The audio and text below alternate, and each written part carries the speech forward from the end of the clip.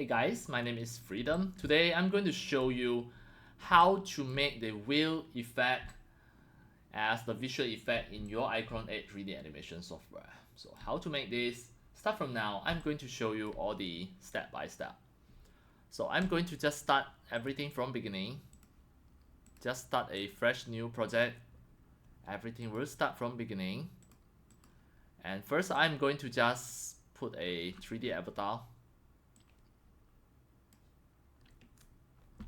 Then next, to create a wheel effect, what you need to do is just go to the particle. It will be under set particle. Then under the particle, go to the legacy. Then scroll down, go to the tunnel. Then you can see a wheel. Just drag and drop to here. Then under the scene, just unscene it. Just play. Now you can see this is a wheel effect that you can make for your iClone 8 3D animation software.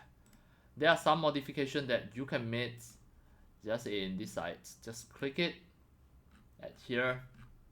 You can set even the color, the opacity here, the strength, the angular velocity, how fast you want it to rotate, the size.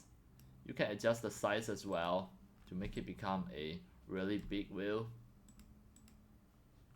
And even you can adjust a lot of the variation at here.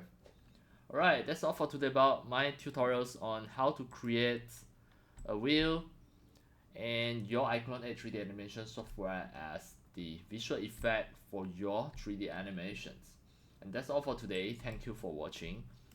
If you love my videos, tutorials and sharings, if you feel all these tutorials and sharings are very helpful to 3D modeling, 3D animations and 3D game developing, you can subscribe to my YouTube channel and also turn on the mini bell and select all so that when next time I publish a new videos, tutorials or sharings, you will receive a notification immediately.